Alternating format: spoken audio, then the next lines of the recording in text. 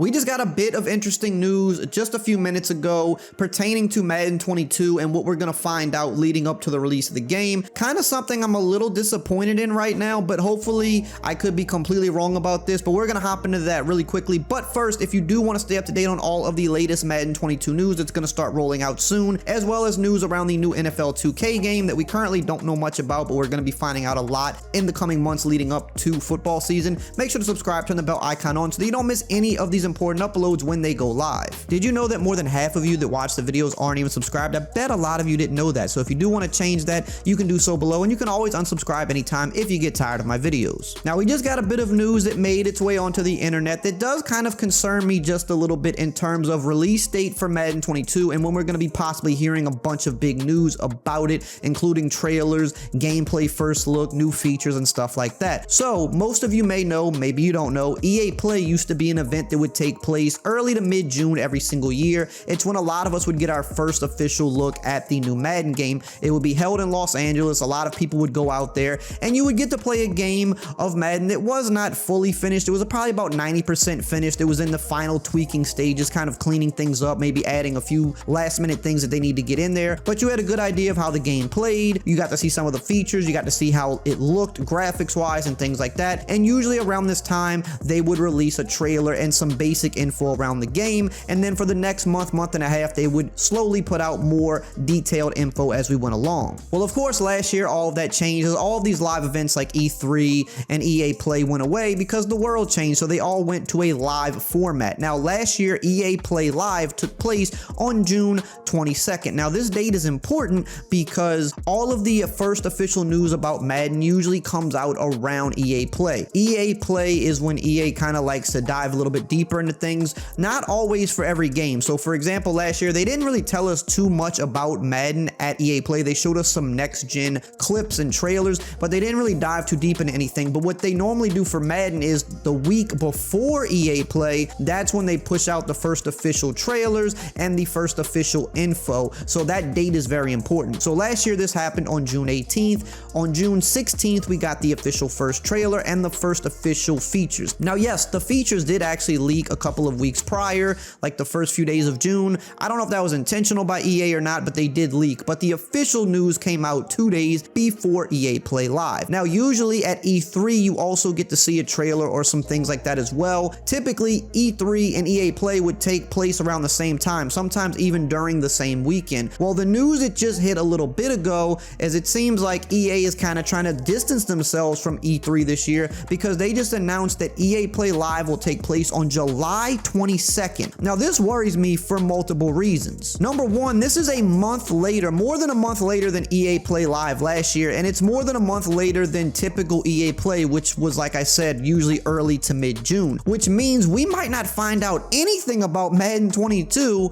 until mid-July, which to me would be a bad thing. That doesn't necessarily mean it's bad, but me, a player of the game, somebody that wants to know what's going on for the new game, I don't want to wait till mid-July to find out. I want to find out some stuff a little bit earlier. However, E3 is still taking place around its typical time in June, so I do think we could possibly get some information there because it is such a big event. It has a lot of eyes on it. EA would be kind of foolish not to put something out there for their games, even if it's a trailer or maybe some screenshots, something. They should put something out there for E3. So I do think we will start getting some information in June, which we'll say about a month from now we should start getting some real information. But if EA decides to go their whole completely different route this year and say, no, we're unleashing everything at our event, EA Play Live, we're doing it a month after E3, and you're not going to know anything about EA games until EA Play. Now this doesn't just go for Madden, this goes for FIFA and Battlefield. There's a lot of games people are interested in hearing about, and if we've got to wait till mid-July to hear that when typically we'd be hearing this more around mid-June,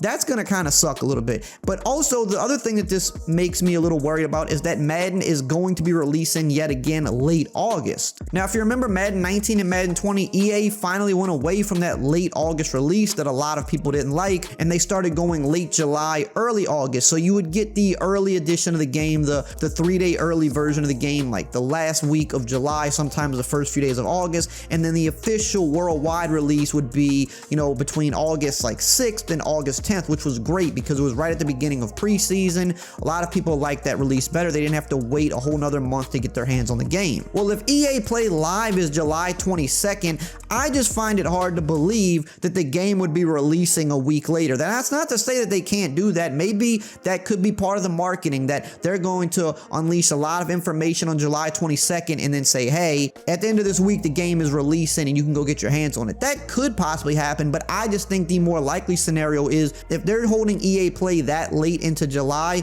I have to believe that they're going to release the game at the end of August. Another reason I think they might release the game at the end of August is because, let's be honest, Madden 21 was a very bad launch with a lot of bugs. Obviously, the situation and the circumstances around what was going on in the world definitely had to contribute to it to some extent, but Madden does have a lot of bugs at launch, much like every game nowadays, especially the yearly sports games. They all have bugs at launch regardless, but I'm just saying, with the world being a little bit different last year, it certainly didn't help. And them having to develop for 2 different generations of console and having to do that again this year, when you consider all of that, it makes sense that why would they want to push it out early August when, hey, that extra month actually could be very vital to them, having to both do a game for 2 consoles yet again, have to clean up a lot of issues from last year, and try to hope that the game would launch with less issues this year, as least amount of issues as possible, because they don't want that bad feedback again. They don't want the backlash. They don't want the 0.3 user score again. Who would? So I think they're going to definitely use that extra month, and it's probably also why they're pushing back EA Play to July, because you're like, you know what, let's not rush anything out this year because we need to take our time.